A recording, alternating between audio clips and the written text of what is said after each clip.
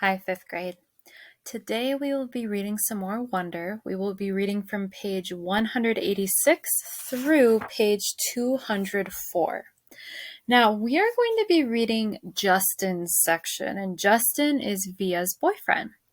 While we're reading, I want you to pay attention to the capitalization, punctuation, and spelling in Justin's section.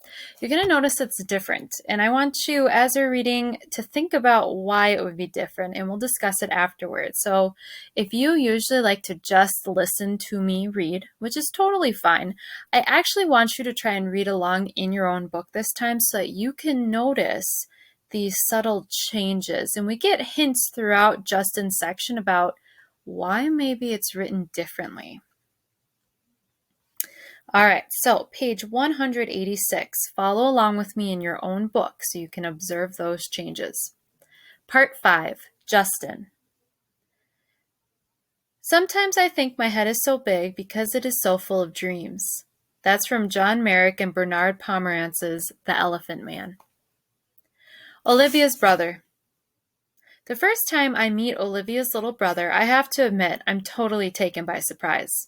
I shouldn't be, of course. Olivia's told me about his syndrome, has even described what he looks like, but she's also talked about all his surgeries over the years, so I guess I assumed he'd be more normal looking by now. Like when a kid is born with a cleft lip and has plastic surgery to fix it, sometimes you can't even tell except for the little scar above the lip.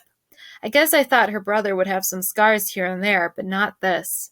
I definitely wasn't expecting to see this little kid in a baseball cap who's sitting in front of me right now.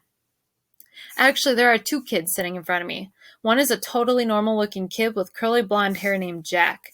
The other is Augie. I like to think I'm able to hide my surprise. I hope I do. Surprise is one of those emotions that can be hard to fake, though. Whether you're trying to look surprised when you're not trying to not look surprised when you are. Or trying to not look surprised when you are. I shake his hand. I shake the other kid's hand. Don't want to focus on his face. Cool room, I say. Are you Via's boyfriend? He says. I think he's smiling. Olivia pushes down his baseball cap. Is that a machine gun? The blonde kid asks. Like I haven't heard that one before. And we talk about Zydeco for a bit. And then Via's taking my hand and leading me out of the room. As soon as they close the door behind us, we hear them laughing. Now, fifth grade, are you noticing any quotation marks around the things people are saying in Justin's section? No. Are you seeing any capitalization at the beginning of sentences in Justin's section? No. I wonder why R.J. Palacio chose to do this. I'm from Brooklyn, one of them sings. Olivia rolls her eyes as she smiles. Let's go hang out in my room, she says. We've been dating for 2 months now. I knew from the moment I saw her, the minute she sat down at our table in the cafeteria, that I liked her. I couldn't keep my eyes off of her. Really beautiful, with olive skin and the bluest eyes I've ever seen in my life. At first, she acted like she only wanted to be friends. I think she kind of gives off that vibe without even meaning to. Stay back. Don't even bother. She doesn't flirt like some of the other girls do. She looks you right in the eye when she talks to you, like she's daring you. So I just kept looking her right in the eye too, like I was daring her right back. And then I asked her out and she said yes, which rocked. She's an awesome girl and I love hanging out with her. She didn't tell me about August until our third date. I think she used the phrase, a craniofacial abnormality to describe his face. Or maybe it was craniofacial anomaly. I know the one word she didn't use was deformed though, because that word would have registered with me. So what did you think? She asks me nervously the second we're inside her room. Are you shocked? No, I lie. She smiles and looks away. You're shocked. I'm not, I assure her. He's just like what you said he'd be. She nods and plops down on her bed. Kind of cute how she still has a lot of stuffed animals on her bed. She takes one of them, a polar bear, without thinking and puts it in her lap. I sit down on the rolling chair by her desk. The room is immaculate. When I was little, she says, there were lots of kids who never came back for a second play date. I mean, lots of kids. I even had friends who wouldn't come to my birthdays because he would be there. They never actually told me this, but it would get back to me. Some people just don't know how to deal with Augie, you know? I nod. It's not even like they know they're being mean, she adds. They were just scared. I mean, let's face it, his face is a little scary, right? I guess, I answer. But you're okay with it? She asks me sweetly. You're not too freaked out or scared? I'm not freaked out or scared. I smile. She nods and looks down at the polar bear on her lap. I can't tell whether she believes me or not. But then she gives the polar bear a kiss on the nose and tosses it to me with a little smile. I think that means she believes me, or at least that she wants to. Valentine's Day. I give Olivia a heart necklace for Valentine's Day, and she gives me a messenger bag she's made out of old floppy disks. Very cool how she makes things like that. Earrings out of pieces of circuit boards, dresses out of t-shirts, bags out of old jeans. She's so creative. I tell her she should be an artist someday, but she wants to be a scientist, a geneticist of all things. She wants to find cures for people like her brother, I guess. We make plans for me to finally meet her parents, a Mexican restaurant on Amesfort Avenue near her house on Saturday night. All day long I'm nervous about it, and when I get nervous, my tics come out. I mean, my tics are always there, but they're not like they used to be when I was little. Nothing but a few hard blinks now, the occasional head pull. But when I'm stressed, they get worse, and I'm definitely stressing about meeting her folks. Now, 5th grade, what are tics? And it's not T-I-C-K like the animal, but T-I-C. Well, let's look it up. Let's go to dictionary.com. We're going to go here.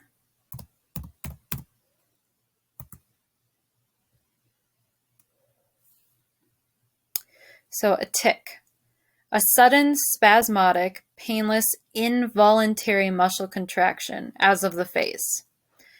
A persistent or recurrent behavioral trait, a personal quirk. So 5th grade, a tic is something that some people do without thinking about it. And it usually, like Justin said, comes out more when you're nervous.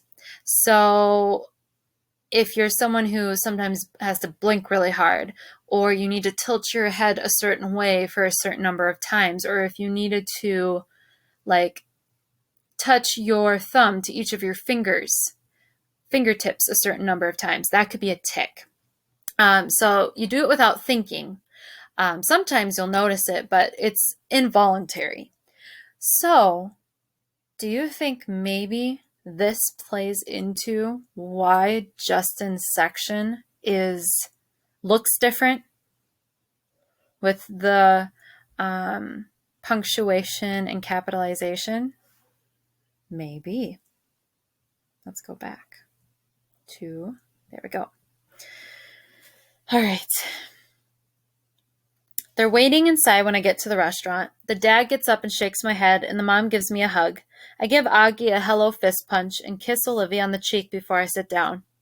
It's so nice to meet you, Justin. We've heard so much about you. Her parents couldn't be nicer. Put me at ease right away. The waiter brings over the menus, and I notice his expression the moment he lays eyes on August. But I pretend not to notice. I guess we're all pretending not to notice things tonight. The waiter, my tics, the way August crunches the tortilla chips on the table and spoons the crumbs into his mouth. I look at Olivia and she smiles at me. She knows. She sees the waiter's face. She sees my tics. Olivia is a girl who sees everything. In 5th grade, we've talked about this, haven't we? The fact that Olivia, because she kind of is more shy, she observes and she notices a lot around her. She's very observant. We spend the entire dinner talking and laughing. Olivia's parents ask me about my music, how I got into the fiddle, and stuff like that. And I tell them about how I used to play classical violin, but I got into Appalachian folk music and then Zydeco. And they're listening to every word like they're really interested. They tell me to let them know the next time my band's playing a gig so they can come listen. I'm not used to all the attention, to be truthful. My parents don't have a clue about what I want to do with my life. They never ask. We never talk like this. I don't think they even know I traded my Baroque violin for an 8-string Hardanger fiddle 2 years ago. After dinner, we go back to Olivia's for some ice cream. Their dog greets us at the door, an old dog, super sweet. She'd thrown up all over the hallway, though. Olivia's mom rushes to get paper towels while the dad picks the dog up like she's a baby. "What's up, old girlie?" he says, and the dog's in heaven. Tongue hanging out, tail wagging, legs in the air at awkward angles.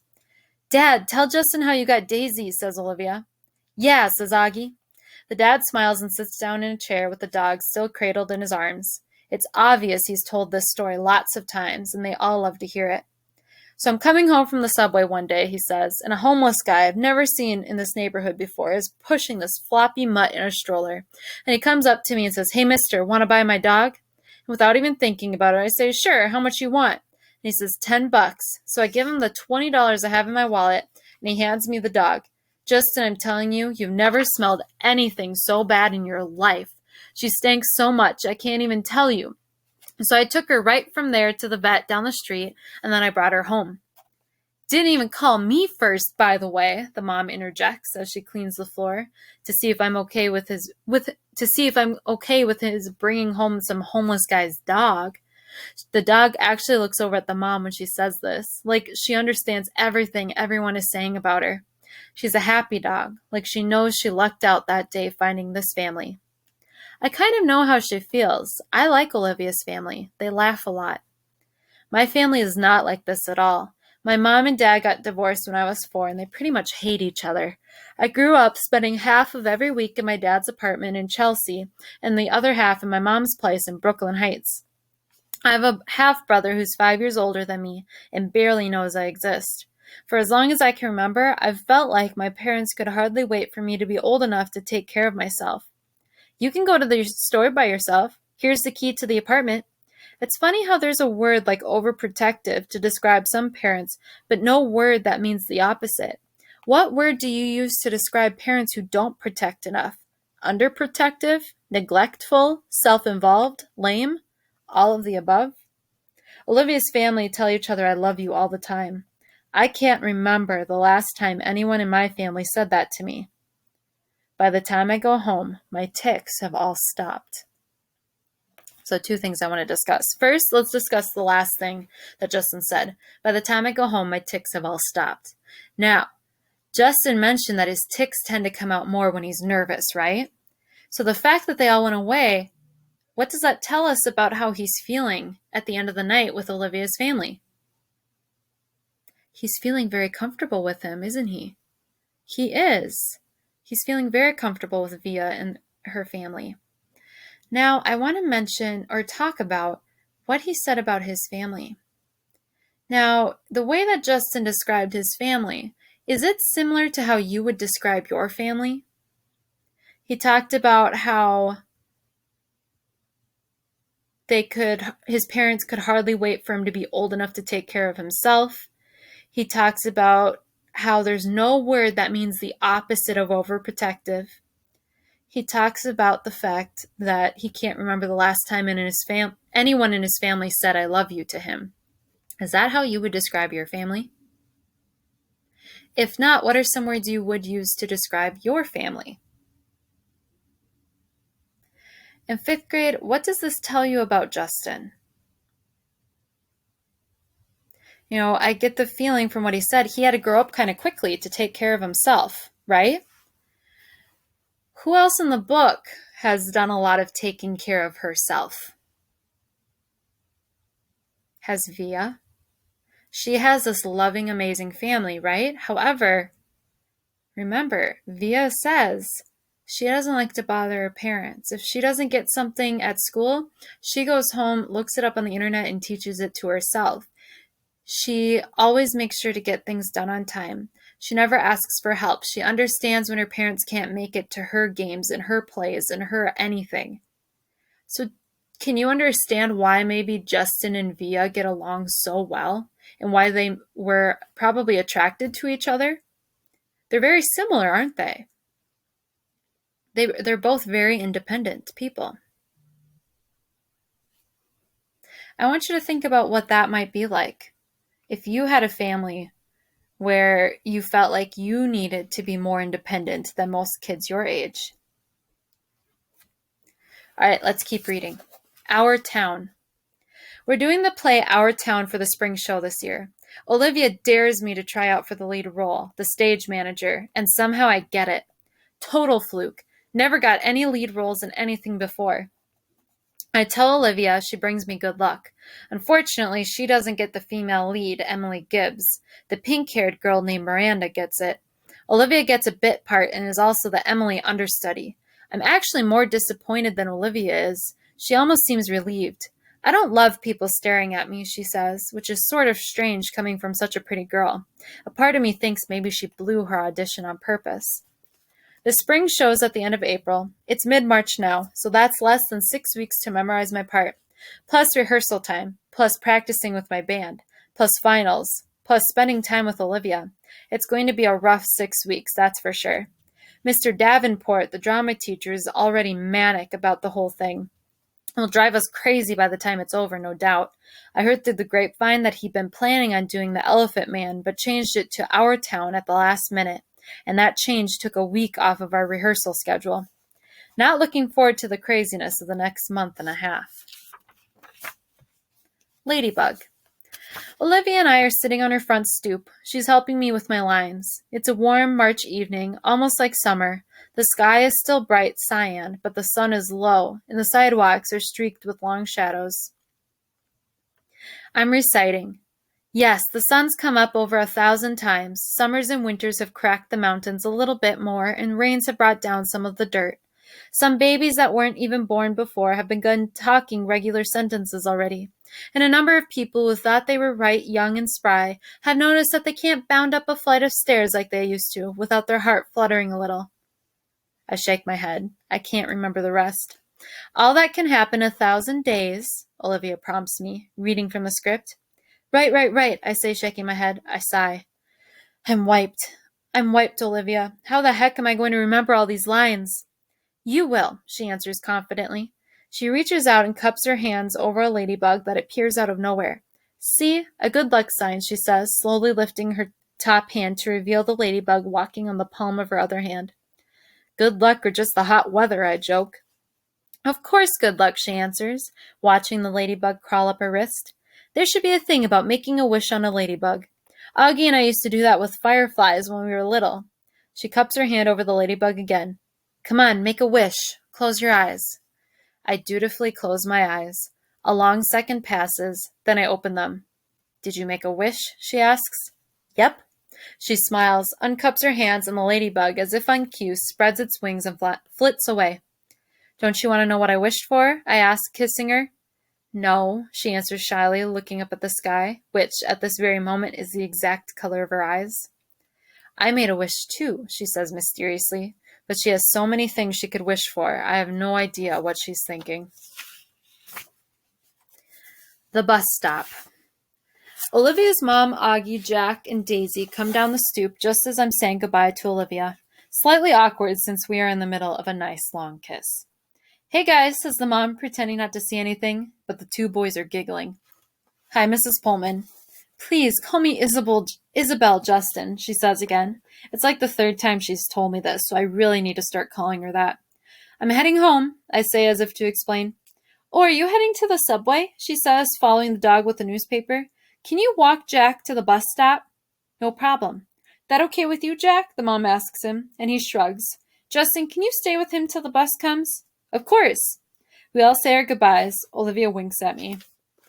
You don't have to stay with me, says Jack as we're walking up the block.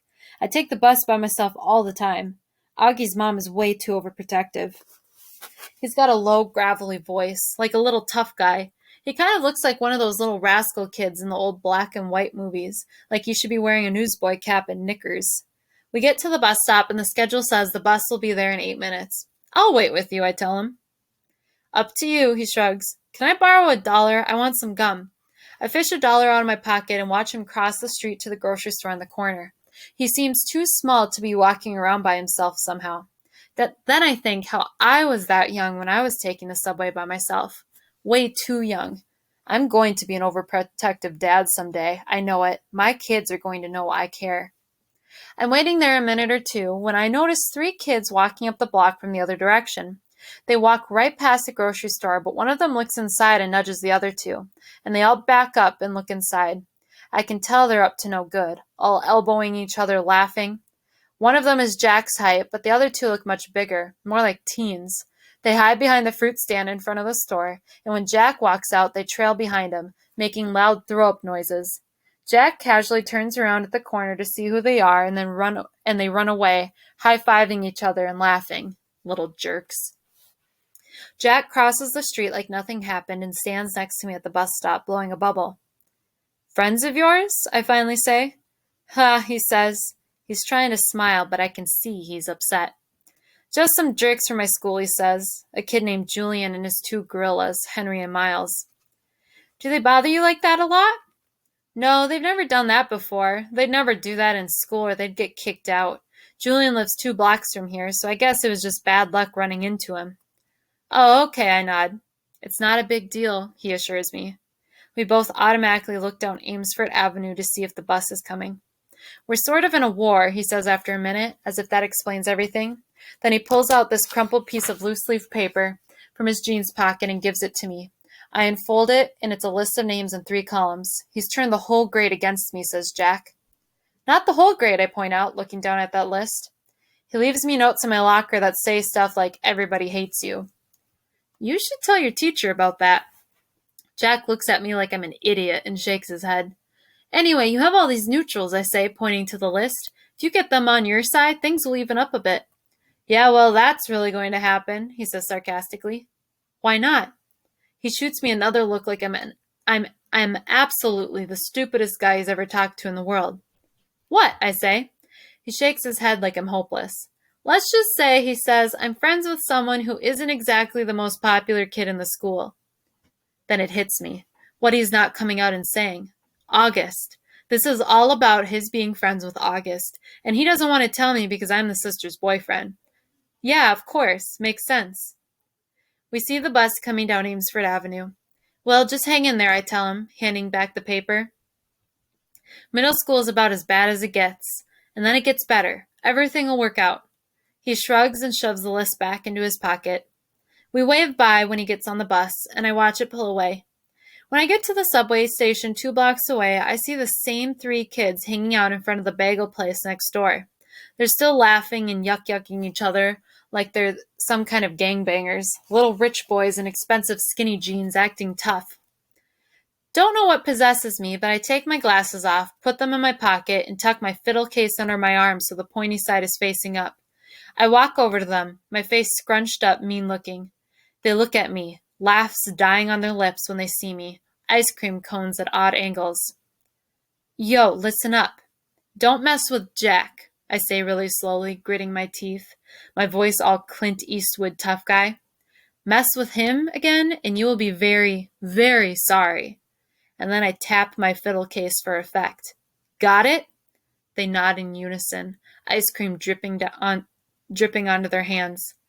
Good. I nod mysteriously, then sprint down the subway 2 steps at a time. 5th grade, what do you think about that? Justin sticking up for Jack Will. That's pretty cool of him, don't you think? Why do you think he felt the need to do that? Earlier on, he talked about how seeing Jack Will, waiting for a bus by himself or doing things by himself reminded Justin of himself. Do you think he sees a little bit of himself in Jack Will? Do you think he wishes he had someone to stick up for him when he was Jack Will's age? Probably, and I bet that's why he decided to stick up for him. Rehearsal. The play is taking up most of my time as we get closer to opening night. Lots of lines to remember. Long monologues where it's just me talking. Olivia had this great idea, though, and it's helping. I have my fiddle with me on stage and play it for a bit while I'm talking. It's not written that way, but Mr. Davenport thinks it adds an extra folksy element to have the stage manager plucking on a fiddle. And for me, it's so great because whenever I need a second to remember my next line, I just start playing a little Soldier's Joy on my fiddle and it buys me some time. I've gotten to know the kids in the show a lot better, especially the pink-haired girl who plays Emily. Turns out she's not nearly as stuck-up as I thought she was, given the crowd she hangs out with. Her boyfriend's this built jock who's a big deal on the varsity sports circuit at school. It's a whole world that I have nothing to do with, so I'm kind of surprised that this Miranda girl turns out to be kind of nice. One day we're sitting on the floor backstage waiting for the tech guys to fix the main spotlight. So how long have you and Olivia been dating? She asks out of the blue. About 4 months now, I say. Have you met her brother? She says casually. It's so unexpected that I can't hide my surprise. You know Olivia's brother, I ask. Via didn't tell you? We used to be good friends. I've known Augie since he was a baby. Oh, yeah, I think I knew that, I answer. I don't want to let on that Olivia hadn't told me any of this. I don't want to let on how surprised I am that she called her Via. Nobody but Olivia's family calls her Via, and here is this pink-haired girl who I thought was a stranger, is calling her Via. Miranda laughs and shakes her head, but she doesn't say anything. There's an awkward silence, and then she starts fishing through her bag and pulls out her wallet. She rifles through a couple of pictures and then hands one to me. It's of a little boy in a park on a sunny day. He's wearing shorts and a t-shirt and an astronaut helmet that covers his entire head. It was like 100 degrees that day, she says, smiling at the picture, but he wouldn't take that helmet off for anything. He wore it for like 2 years straight. In the winter, in the summer, at the beach. It was crazy. Yeah, I've seen pictures in Olivia's house. I'm the one who gave him that helmet, she says. She sounds a little proud of that.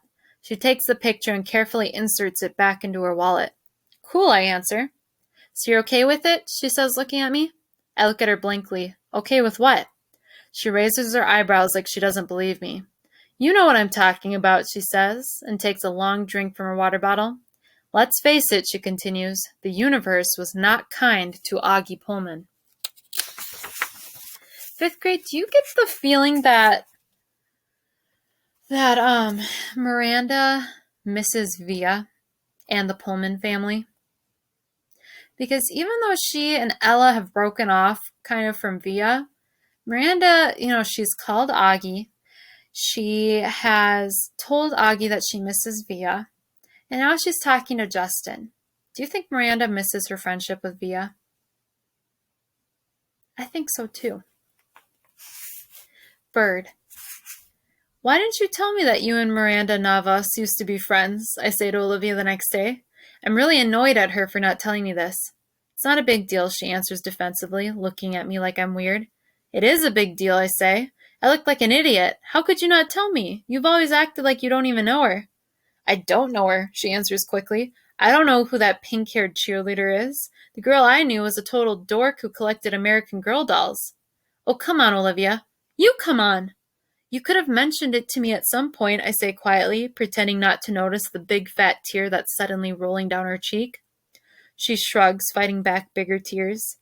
It's okay, I'm not mad, I say, thinking the tears are about me. I honestly don't care if you're mad, she says spitefully.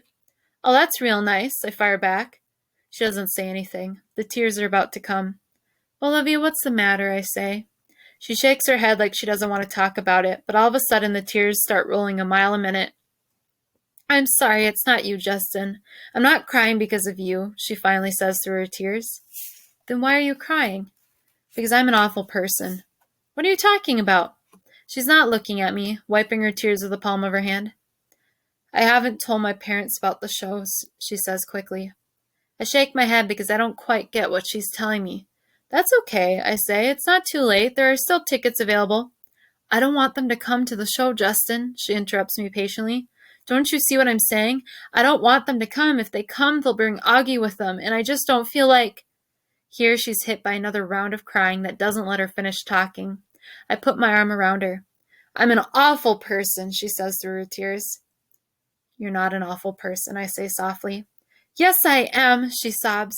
It's just been so nice being in a new school where nobody knows about him, you know? Nobody's whispering about it behind my back. It's just been so nice, Justin. But if he comes to the play, then everyone will talk about it. Everyone will know. I don't know why I'm feeling like this. I swear I've never been embarrassed by him before.